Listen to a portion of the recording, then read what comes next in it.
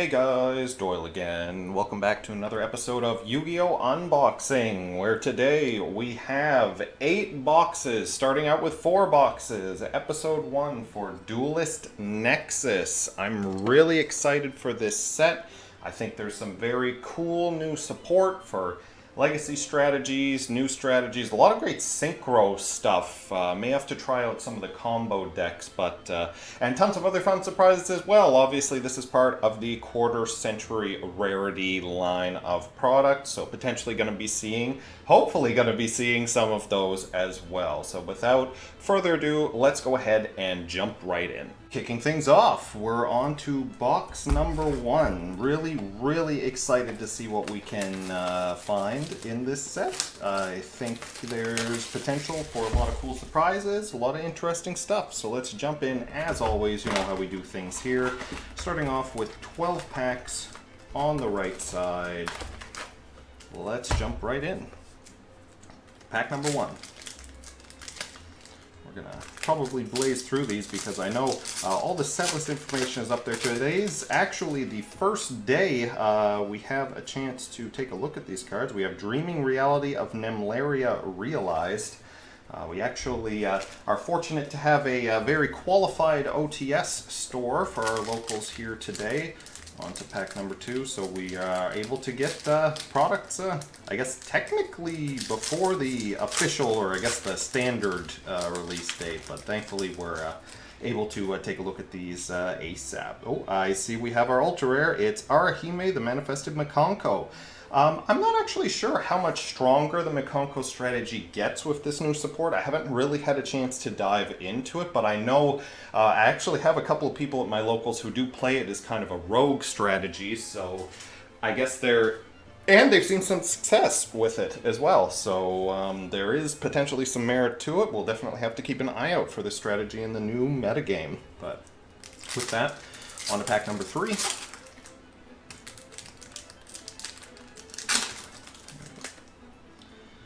Shirley, Duelist Genesis, very cool card. This is a really interesting synchro support. I'm not quite sure if it's good or bad. It's nice because it basically lets you search any synchro spell trap, but you do have to have a tuner on your field or in your graveyard, which obviously setting up the graveyard shouldn't be that hard, but it does seem a little weird to have a card that requires you to have a tuner on field. Big Winged Baphomet, first card for the new Illusion archetype. And it's not actually an Illusion. This one is a Fiend, but I believe this one is support for the Illusion monsters. So, very interesting that we finally got a new type. What do you guys think of the new Illusion type? Let me know in the comments down below. Next, we're on to Telematek Clatis. Very interesting card. I actually think this one is, this is just a generic, and it's actually support for spellcasters. Seems okay. I'm not sure how good it is, though. Well, haven't really heard much buzz about it. Maybe it'll pop up in some spellcaster strategies. On to the next pack, and we have Crimson Dragon. What a way to kick things off here. Very cool card. Wow. Okay, I don't know if you guys can see this, but this card looks incredible as a secret rare. Let's go ahead and sleeve that one up right away, because that is, wow, what a beautiful card. That looks so sick. And this is one of, if not the best, certainly the second best new synchro support card. This card opens up all kinds of crazy plays. Like, you can summon Bane King Calamity on your opponent's turn with this card and just completely shut them off of using any card effects in their turn. This card is absurd. I honestly can't believe they printed it, so really excited to test this one out. What a great start to our secret rares. Let's go ahead and keep on rolling. Our next pack of Infernoble Knight Richardetto. That's another deck that got some serious support in this set. Tons of new Infernoble Knight stuff, and the Link 1 is incredible. It's a spell trap negate that monster reborns the monster you use to summon it, And yeah, it's just really, really good. It's not a hard once per turn either. Next pack, we also pulled Vanadium Torrid. I think this was just called Trid in the OCG. But really, I mean, Vanadium's another deck that's probably going to be super competent in this metagame. Watch out for that in your finals tournaments. It could be there. On to the next pack, we have Sentinel of the Tistina, and there's another very interesting deck. Heard a lot of mixed opinions on this deck. My opinion is that it's missing a lot of pieces, but I think it has a good skeleton for being a very competent archetype. I'd be surprised if we don't see something useful out of this archetype coming up soon. So I think it's more of a wait and see kind of thing. But on to pack number 10. I realized I stopped counting a while back, but that's okay. We're back on track here. Pack number 10, we have Hita the Fire Channeler, a new update to the Charmer, Channeler, I guess, archetype, sub-archetype. It's technically an archetype. It has its own, I mean, it has its own structure deck, so yeah, it's definitely an archetype. So that should be just about everything. We got Altergeist, Paratrader. I'm not interested in any of the Altergeist support from this set. I'll be real, it is... If you guys have been following the channel, you know Altergeist are actually my least favorite cards in the game. So, yeah, other than getting a playset just to have, those are probably going to be trade fodder. And New World Amritara to round us off. Very, very cool start. Really excited to see our first Crimson Dragon. Let's go ahead and jump on over to the left side. And over to 12 packs on the left side for box number 1. Let's get into it. Some of these packs don't necessarily want to rip just right. Pack number 1, Red Eyes Black Meteor Dragon. There's some support we're a little bit surprised to see. Don't know how many Red Eyes players there are out here in 2023, but I mean, it's some cool legacy tools to play around with. Pack number 2, Earth's Arctic Polar Star. Pack number 3.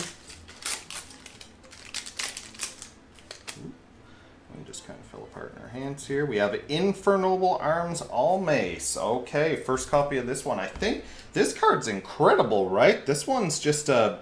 Yeah, this is a Rhoda for the Infernoble Arms deck, because you can search a Infernoble Arms Durandal, which is a searcher for any of your level 4 Fire Warrior monsters. So...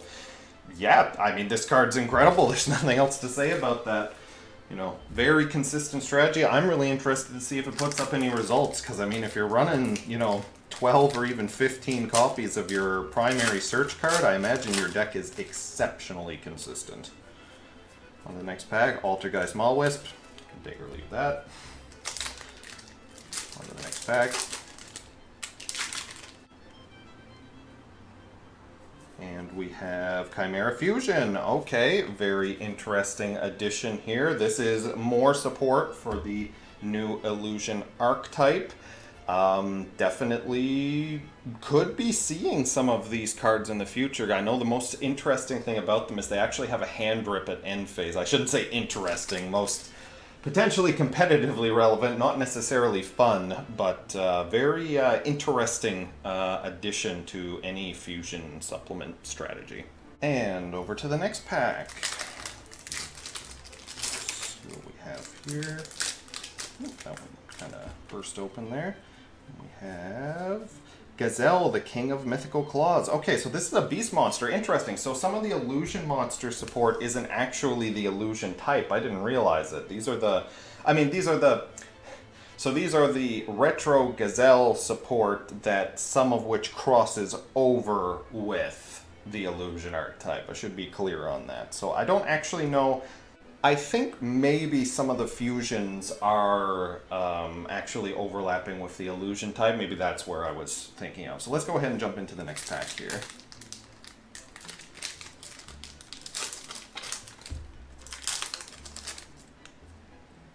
For this pack we have Revolution Synchron. Holy moly, excellent.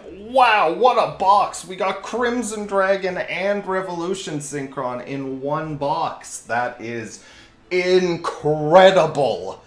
What an awesome set of secret rare pulls to start things off here. This is amazing. Okay, We have to sleeve that one up. Yeah, we definitely have to sleeve that one up for sure. Wow, what a first box and what a way to kick things off. That is incredible. Incredible. Okay, well let's quickly get through the rest of this here. I think we may have one more ultra rare if I know my ratios correctly here. We have Infernoble Knight Turpin. I think that's I don't know if you play that as part of the new support. I think maybe you play it as a one of. It's like a generic extender, which is kind of nice if you happen to run out of monsters. And Divine Domain Bautista, or excuse me, Bautistina. This is the field spell for the Tistina archetype. Really cool, and I think a very essential part of plays. I'm pretty sure like most of your 2-card combos revolve around drawing the field spell. So definitely very strong option there for sure. That's nice. That's really good. That should pretty much round us out for all of our rarities. So let's quickly kind of blaze through the rest of this. We have Magician of Faithfulness, another legacy support retrain. Very cool. And this is actually just Magician of Faith that does the same thing. It does bring back a spell from your graveyard, which can be pretty nice. We also have Hound of the Tistina, one of the main deck Tistina monsters. And for our last pack of box number 1, we have a Ultimate Bright Knight Ursatron Alpha. Whoa, there's quite a mouthful. And I think this one, yeah, this one is treated as both an Urs Arctic and a Drytron card. So support for both of those strategies as well.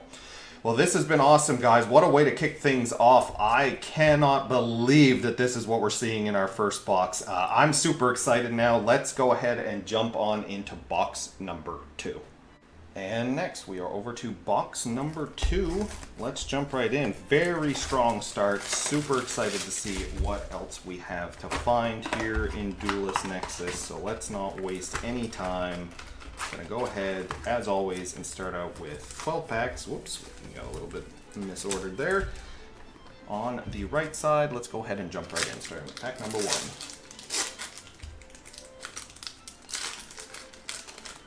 First pack, we have Thestalos, the Shadowfire Monarch. Man, Monarch support in 2023. Holy moly, there's a set of cards I wasn't expecting to see much of in the future, but it sounds like we're still rolling with them.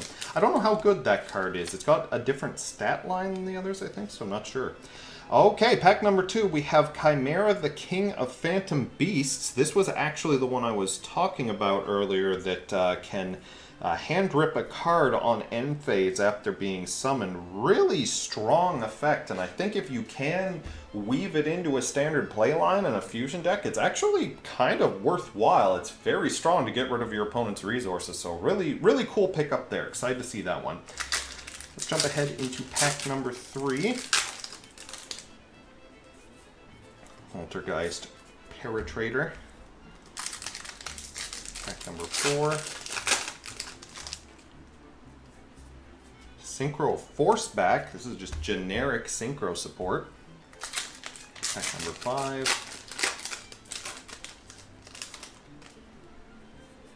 We have Magnum the Reliever. That's interesting localization they went with there, but I know this card is really cool. This is like a generic, not really a super poly target. It's a little bit weird because you have to have a monster in your hand so it can never be used as super poly, but it is a pretty decent card. It's got interactions generically with just polymerization and fusion spells, so kind of cool one. But on to the next pack here. And we have Crystal God Tistina. So this is the flagship boss monster for the Tistina archetype. Very cool, very strong effect. This is actually a, I think it's a Daruma Karma Cannon style effect where it flips all monsters on your opponent's side of the field face down, and then any cards that are face up at the end of that effect resolving, or that part of that effect resolving, are all just blankets sent to the graveyard. So it's Mass Book of Moon, Mass Send to Grave in one effect, which is really strong. This card itself, however, just doesn't really have a nice way to get itself on the field, so it's not I don't think, if you are playing it in the deck, I don't think you play it at more than like maybe a one of, but we'll see. Maybe maybe a potential future wave of support will make this card even better. So we'll keep an eye out for that. But for now, let's keep on blazing through here. We have Red Eyes Black Meteor Dragon. Yeah, I'm probably going to run into a couple ones we've seen before here, I imagine, at this point, so we can kind of pick up the pace a little bit here. Oh, and we have Noble Arms Museum. Very cool. This is actually a field spell for Infernal Knights, which is so crazy to think that they actually were missing that up until now. But yeah, great card. And this is another searcher, by the way, for more Noble Arms cards. One thing of note, we actually do have 5 packs left, and we've already gotten all 3 of our, I guess, our higher rarity cards that we'd expect here. We got our 2 ultra rares and our secret rare. Mirror Sword Knight, there's one of our illusion monsters. Finally, an actual illusion monster. Really interesting type, by the way. They don't destroy during battle, so that's pretty cool. There's Gazelle. We also have, on to the next pack. We're actually down to our last 3 here, so this is pack number 10. We have Infernal Knight Turpin. And pack number 11.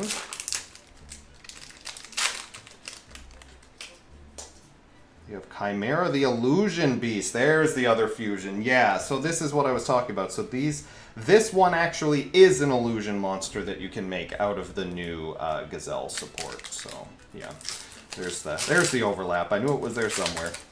And on to our last pack on the right side, pack 12, is a Infernal Knight Ricciardetto. Okay, so pretty cool stuff on this side. Let's go ahead and jump on over to the left. And over to the left side for box number 2, let's jump right in at pack number 1.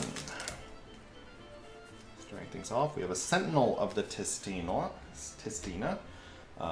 This is, I think, was this the one we pulled before? Or did we get the dog? I think we might have gotten both at this point.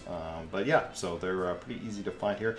Ooh, another new one here. Unchained Soul, Lord of Yama. Wow, what a cool looking card. So this is the part of the new Unchained Legacy support. There's also a couple of common cards, which are, I think, pretty crazy, actually. Their main deck, the larger boss monsters, the dogs, that all have their on destruction cyclical effects. These cards are super cool. I actually, honestly, I'm wondering, I haven't had a chance to look at much of the new support myself or test it out, but I'm kind of wondering if it maybe pushes the deck over the top a little bit, because Unchained was always a really solid rogue option, and all of the new cards seem pretty crazy, honestly, so we'll have to keep an eye out for this in the future of our metagame. So really, really cool pickup and very awesome looking card there. So with that, let's go on into pack number 3.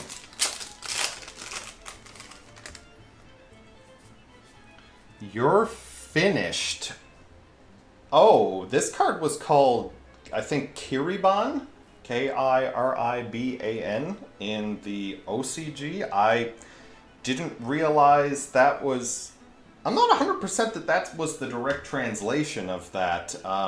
Very weird localization choice, in my opinion, because I was actually kind of excited for this card. This is a weird trap interaction that kind of shuts down hard combo decks. It basically says, oh, you've done 10 effects this turn or activated 10 cards this turn. I'm going to put a huge body on the field, and if you do one more thing, I am completely wiping your side of the field. So, like, don't do it kind of thing. It's a very, very cool card design. I like it. I'm probably going to mess around with it, but You're Finished is a bit of an interesting choice for a name.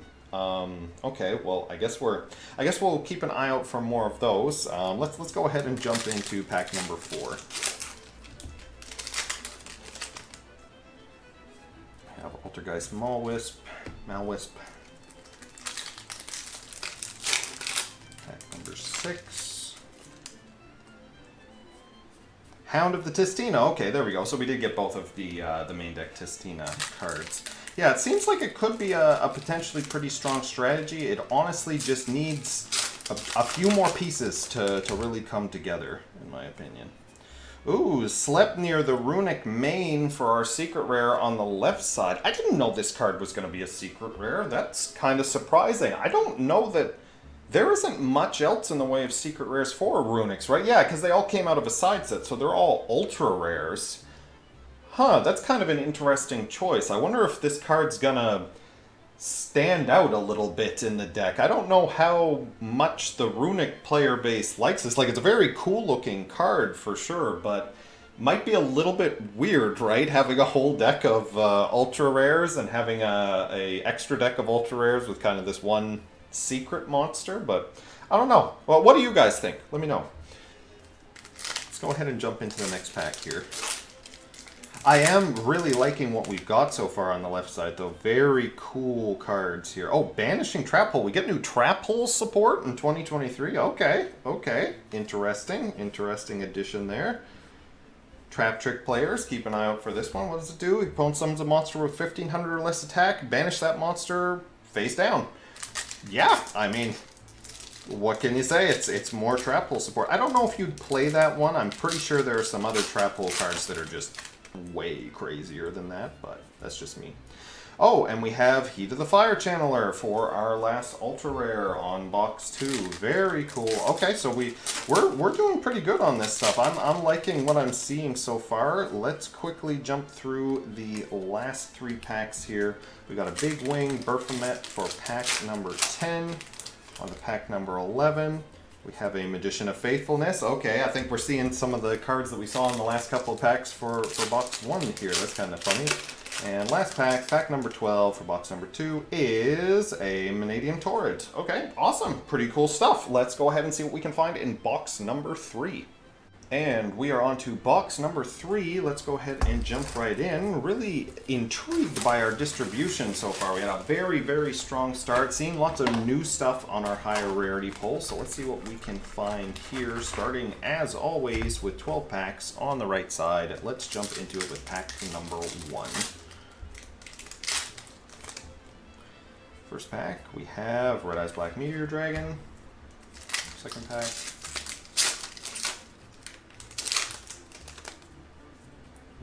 Sentinel of the Tistina. Pack number 3.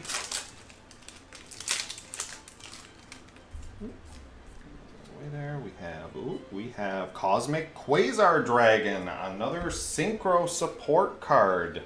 I think this one is another potential board interruption. I don't know if this one's more going first or going second, but it's huge, by the way. Check out the stats. 4,000, 4,000. Very beefy body, and obviously the flagship monster of the Duelist Nexus set. So very cool pull there. Let's keep on going with pack number 4.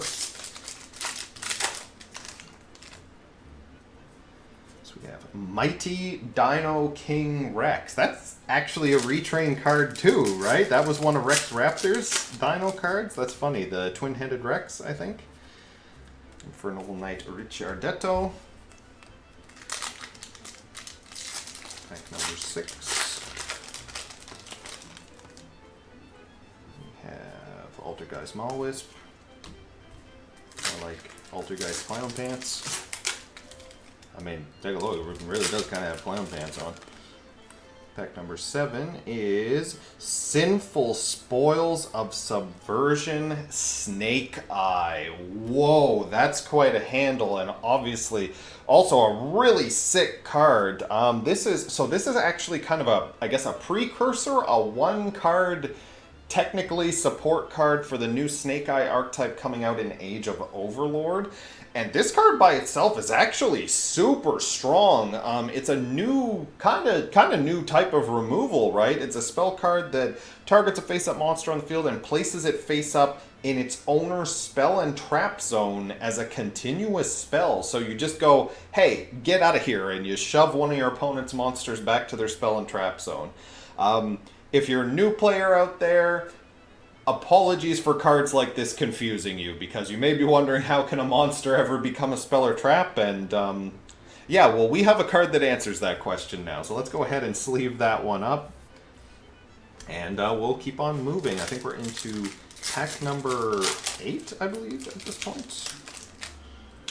And we have Thestalos, the Shadowfire Monarch. Pack number 9.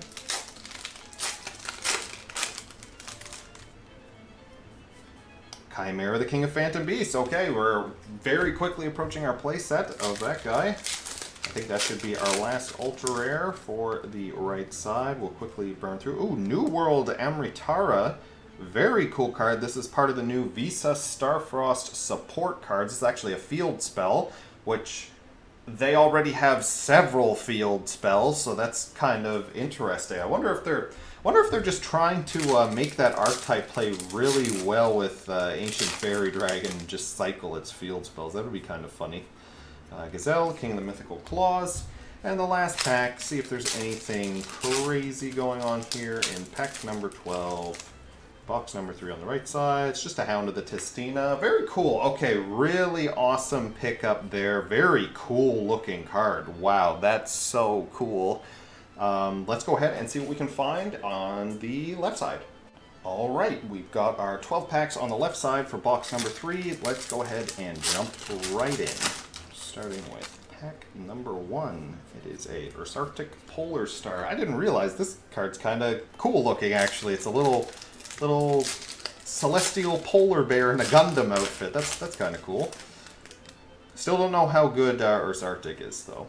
Oh, and our first ultra rare on the left side is another Unchained Soul, a Lord of Yama. I feel like you probably play this card along with many of the Unchained Link monsters at 2s, right? Because they do tend to cycle themselves, link away your opponent's monsters, destroy themselves, or get destroyed by your other Unchained effects. So yeah, probably not a bad idea to pick up a couple of those guys. Let's jump into pack number 3 here. We have Infornoble Knight Richardetto. Got lots of him. I think we're all set to go for Richard. Pack number 4. Vanadium Torrid. I think we're good to go there as well. Should be pretty well on track for the super rares. That's one of the benefits of going through some of the larger case volume or pack volume openings, is you get a playset of everything in the lower rarities. Big Wing Berfomet. Pack number 5. Let's see if we get anything in pack number 6 here. We have another Crimson Dragon. Holy moly. Okay, we are rolling in this guy, and I could not be happier. This is a very good one for us to pick up, for sure. That is an immediate sleeve. We don't mess around with that one. That's a really good one. Perfect. Okay, well, let's get into pack number 7. Still got half of the stack to go here. You have another You're Finished. That one's still kind of flooring me. I mean, it's a funny name, and I mean, it's very on the nose. There's no question about that, but I do think it's kind of another interesting example of Konami's localization stuff. Altergeist Adminia. I'm not going to talk about this card. On to the next pack.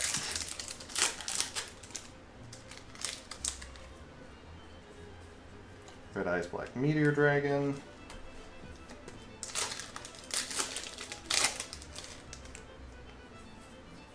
Magnum the Reliever. Talk about, speaking of localizations I can't get over. That's a pretty wild one.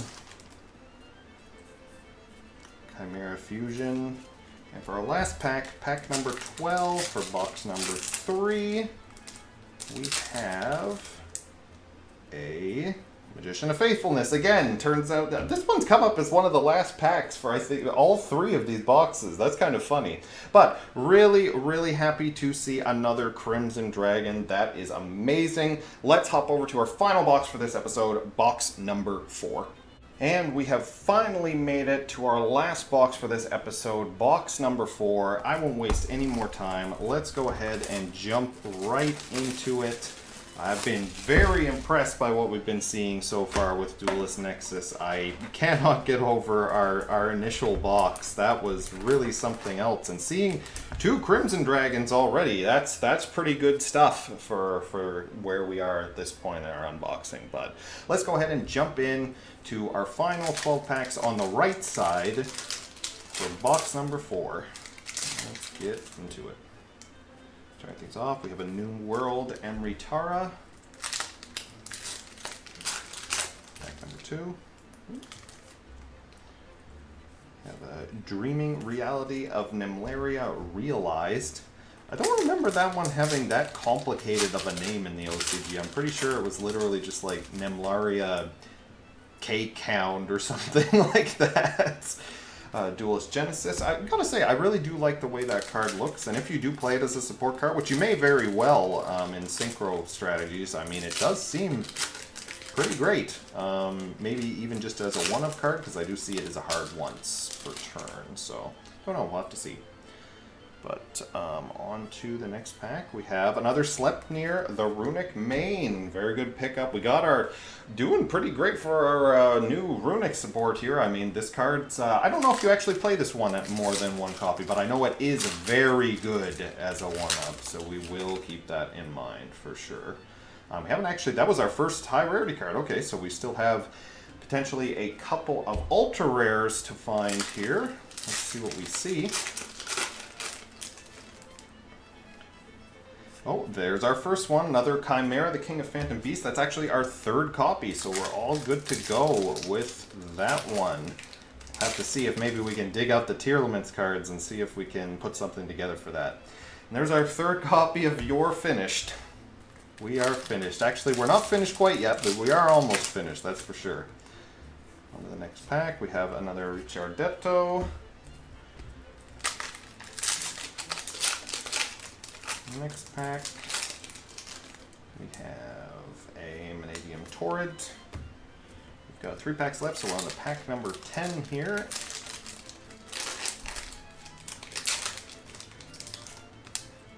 And we have a Sentinel of the Tistina, pack number 11. Is a Altergeist Paratrader. And pack number 12, last pack on the right side. Do we have something cool here? We have a Divine Domain Batistina. Okay, we've saved our ultra rare for the very last pack, but that's really cool. Perfect. Let's go ahead and jump on over to our last 12 packs on the left side for box number 4. And here we are. What an opening this has been for our first episode of Duelist Nexus. Let's see what we can get when we round things out with our last 12 packs on the left side for box number 4 for our first episode. Let's see what we get. We have a Gazelle, pack number 2. Have a big winged Berfomet. Okay, we got the fusion, the legacy fusion materials. That's funny. Pretty cool start. Pack number 3. We have a Banishing Trap Hole. Get that new trap trick support. Pack number 4 is a Evolzar Lars. That's a interesting localization name. Lars. Very concise. I know this card's crazy though. This one is a detach 2 materials from this card or 1 material if all the materials are reptiles or dinosaurs. Target a face-up card your opponent controls. Negate its effects till the end of the turn. This is a hot red on legs for dinos. Very good card. Very strong card. Let's get into pack number 5 here. Mirror Sword Knight, more of that illusion support. I will say they've done quite well with releasing a pretty comprehensive first wave. There's actually a good number of monsters to kick off the new type. Oh, there's another Cosmic Quasar Dragon. Okay, we got 2 of that. We're approaching rounding out our play set for that one. I think we're on to pack number 7 here. We have Thestalos, the Shadowfire Monarch. Pack number 8. New World Amritara. Number 9.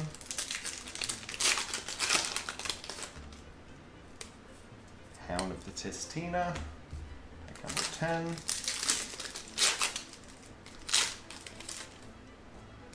Is a Synchro Force Back.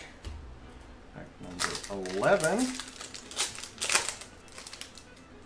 We have a Chimera Fusion, and last pack on the left side for box number 4, and our last pack for today is not exactly coming apart that easily, but we got it. Let's see what we have here. It is a Infernal Arms All-Mace. Okay, another one of our fantastic Rhoda for Rhoda cards for the Infernal Arms and for the Infernal archetype. So really cool stuff here, guys. This has been, our first episode of Duelist Nexus unboxing. Stay tuned. We do have a second episode coming up. We got 4 more boxes for you guys, so keep an eye out for that. But for now, this is an amazing start, and I can't wait to see what we'll find next. Thanks so much, guys. If you like this video, don't forget to like, comment, subscribe, and hit the notification bell for more awesome content like this, and I will see you, hopefully, in the next episode. Bye-bye!